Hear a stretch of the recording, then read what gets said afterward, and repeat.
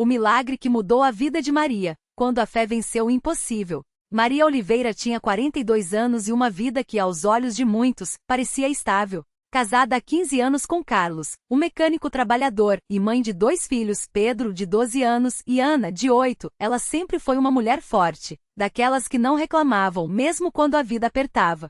Mas em 2022, tudo desabou. Foi numa tarde de quinta-feira, enquanto preparava o jantar, que Maria sentiu uma dor de cabeça tão forte que lhe tiraram as forças. Ela tentou ignorar, achando que era só cansaço, mas a dor só piorava. Quando Carlos chegou em casa e a encontrou sentada no chão da cozinha, pálida e confusa, não hesitou. A levou direto para o hospital. Os médicos foram rápidos nos exames. O diagnóstico foi como um soco no estômago: aneurisma cerebral. Um vazio no cérebro de Maria estava prestes a romper, e a qualquer momento ela poderia ter uma hemorragia fatal. A solução? Uma cirurgia de urgência arriscada, com chances de sequelas ou até de não sobreviver. Doutor, e se a gente operar? Ela vai ficar bem? Carlos perguntou com a voz embargada. Não posso garantir. Tem risco de paralisia, perda de memória, ou pior. O neurocirurgião foi sincero. Maria ouviu tudo aquilo como se estivesse dentro de um pesadelo. Como ela, que sempre cuidou de todos, agora estava à mercê de uma doença que poderia tirá-la dos filhos. Naquela noite, no quarto do hospital, enquanto Carlos chorava ao seu lado, ela fez algo que não fazia há anos: orou. Não uma oração decorada, mas um clamor desesperado. Meu Deus, se o Senhor existe, me ajuda. Não posso deixar meus filhos sem mãe. Não sei como, mas eu preciso de um milagre. A igreja que Maria não conhecia, mas que Deus já tinha preparado. No dia seguinte, enquanto aguardava a cirurgia, uma enfermeira chamada Rosângela entrou no quarto. Era uma mulher simples, de sorriso acolhedor, que notou o desespero no olhar de Maria. Minha irmã, você já tentou buscar ajuda na Igreja Universal? Perguntou baixinho, como se temesse ser ouvida. Igreja? Eu não vou à igreja há anos, Maria respondeu cética. Lá eles oram com fé, e Deus faz milagres. Minha sobrinha tinha um tumor. Os médicos disseram que não tinha jeito, mas depois de uma corrente de oração na Universal, os exames vieram limpos. Você não tem nada a perder. Maria não sabia o que pensar. Carlos, que era católico praticante, torceu o nariz. Essas igrejas evangélicas só querem dinheiro, Maria. Vamos confiar nos médicos. Mas algo dentro dela não a deixava descartar aquelas palavras. Naquela mesma tarde, enquanto Carlos foi buscar as crianças para uma visita rápida, Maria pegou o celular e digitou: Igreja Universal perto de mim. O primeiro resultado era um templo a apenas 5 quadras do hospital. Sem dizer nada a ninguém, ela se arrastou até lá. Mal conseguia andar direito, tão forte era a dor de cabeça, mas uma força a impulsionava. Ao entrar, o que viu a deixou ainda mais intrigada. Pessoas orando em voz alta, pastores impondo as mãos sobre os fiéis, um coro de vozes clamando por milagres. No altar, uma mulher chorava enquanto contava como havia sido curada de um câncer. Um jovem obreiro se aproximou. Irmã, tudo bem? Você parece doente. Eu tenho um aneurisma. Os médicos dizem que posso morrer na cirurgia. Maria confessou, e as lágrimas vieram sem controle. Não chore. Aqui, Deus opera milagres. Venha comigo. Ela foi levada até a frente, onde o pastor estava ministrando. Ao ver sua condição, ele não perdeu tempo. Filha, você veio no lugar certo. Hoje, esse aneurisma vai secar em nome de Jesus. E então, algo que Maria nunca havia vivido aconteceu. O pastor ungiu sua testa com óleo, impôs as mãos sobre ela e começou a orar com uma autoridade que a fez tremer. Não era uma oração fraca, mas um clamor poderoso, como se ele estivesse falando diretamente com Deus, exigindo a cura. Senhor, eu determino que esse vasinho se feche agora.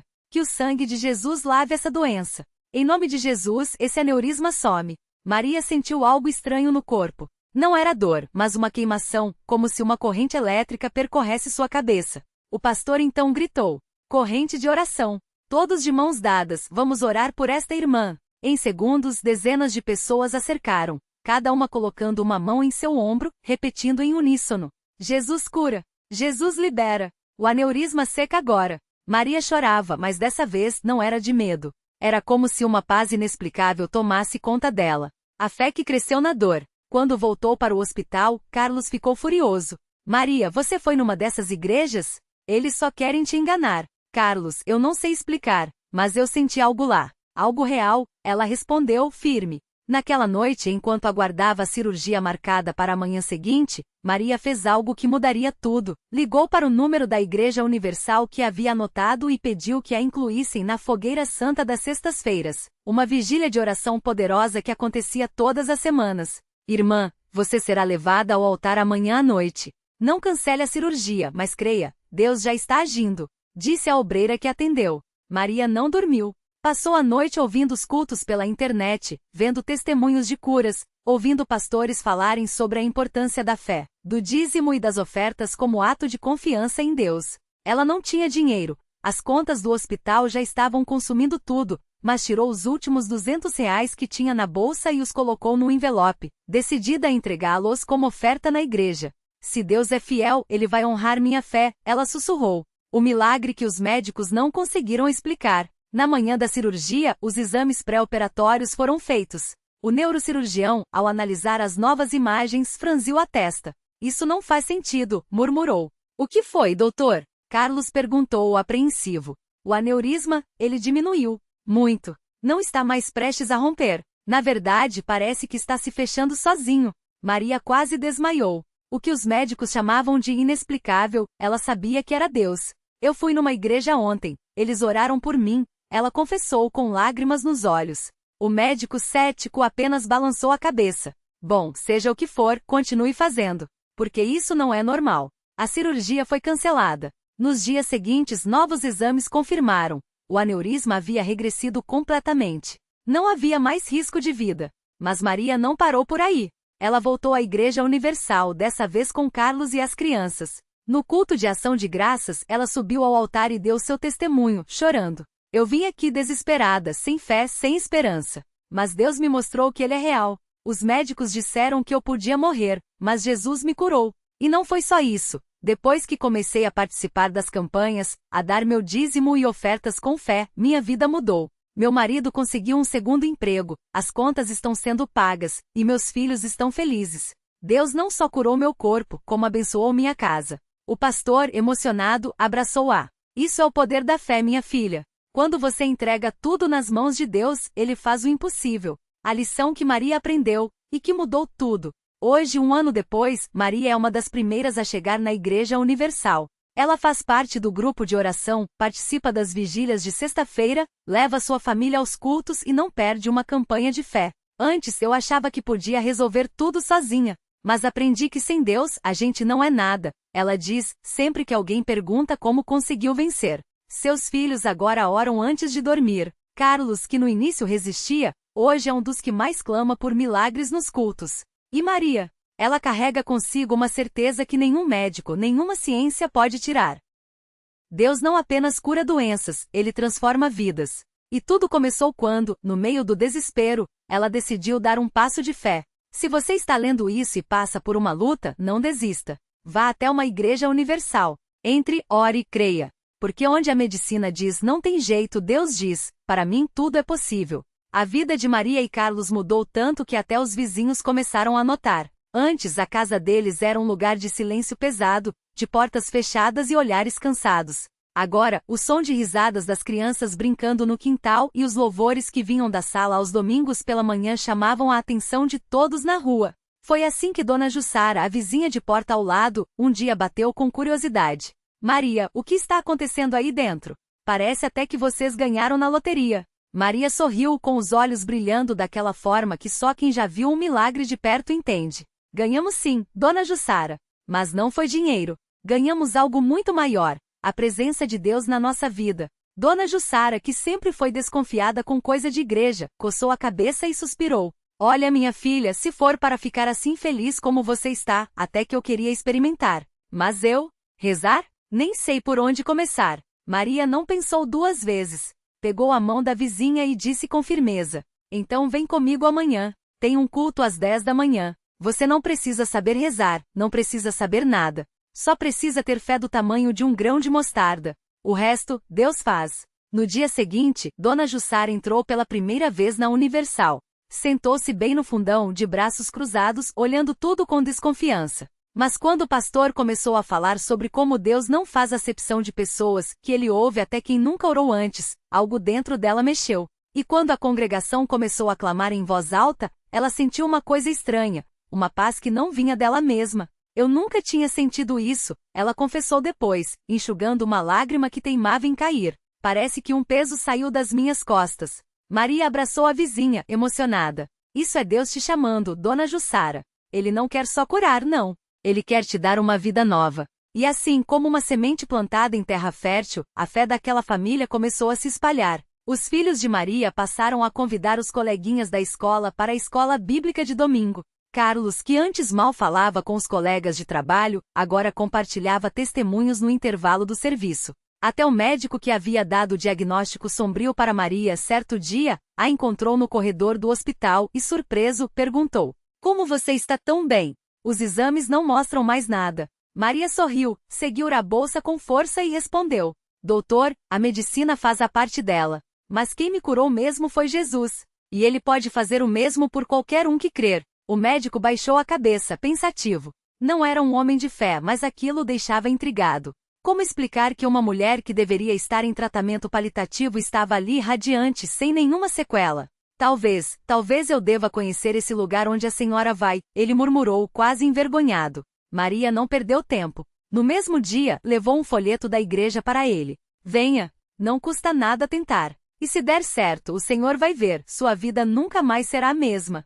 E assim como um rio que começa com um fio d'água e vai crescendo, a história de Maria foi tocando vidas. Não era só a cura do câncer, não era só a restauração do casamento. Era algo maior.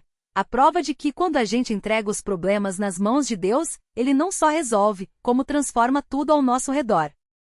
Hoje, quando Maria olha para trás, ela mal reconhece a mulher assustada que entrou pela primeira vez na Universal, com medo de não ser aceita, com medo de não ser ouvida. Agora, ela sabe, Deus não só ouviu, como respondeu de uma forma que nem ela mesma poderia imaginar. E toda vez que alguém novo chega na igreja, perdido, doente ou desanimado, ela se aproxima, olha nos olhos da pessoa e diz com uma convicção que só quem já viu o impossível virar possível tem.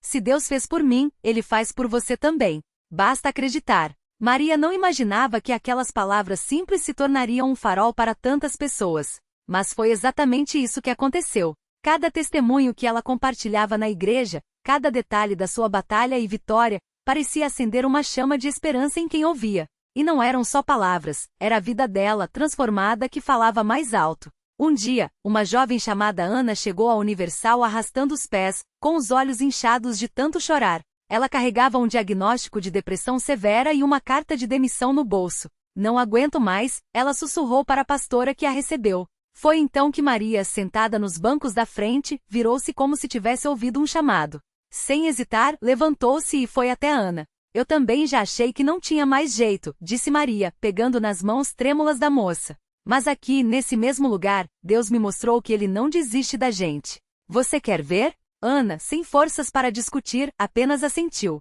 Maria a levou até o altar, onde juntas oraram. Não foi uma oração bonita ou cheia de palavras difíceis, foi um clamor sincero, daqueles que saem da alma. E algo mudou. Ana não saiu curada na hora, não. Mas saiu com uma paz que não fazia sentido para quem só conhecia o desespero. E nas semanas seguintes, aquela paz foi se transformando em força. Hoje, Ana não só voltou ao trabalho como recebeu uma promoção.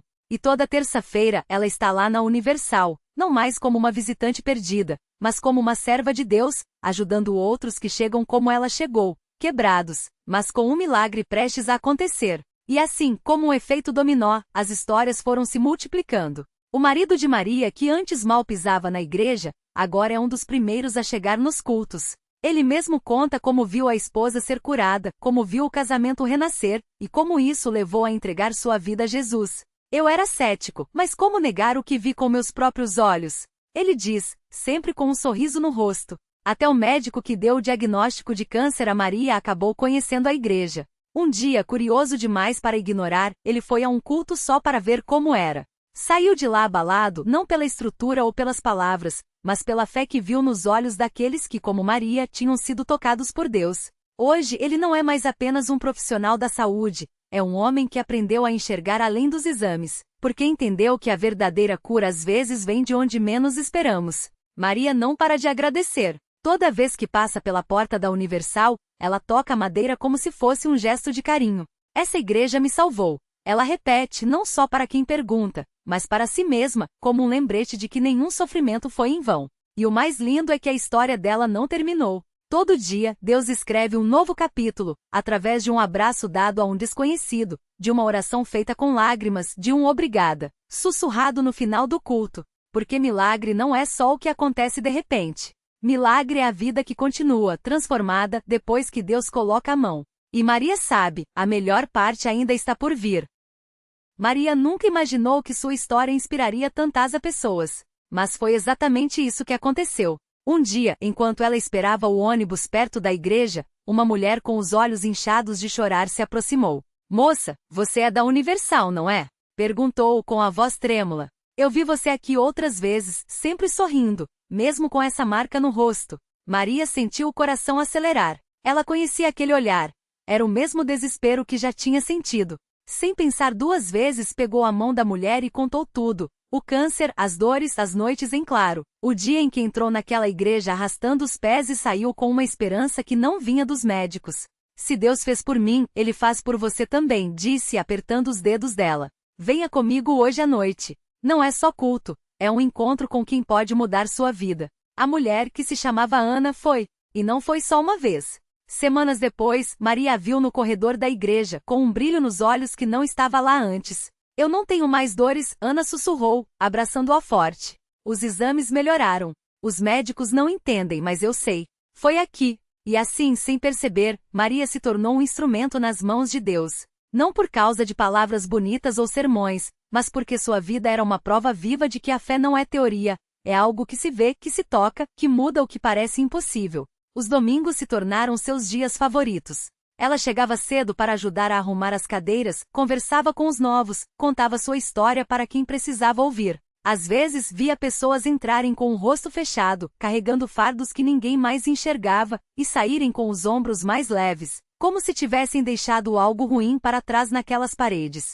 É o Espírito Santo trabalhando, o pastor costumava dizer. Ele usa quem se deixa usar. 1 ano depois do seu milagre, Maria recebeu um convite que não esperava. O pastor a chamou no final de um culto e colocou um microfone em suas mãos.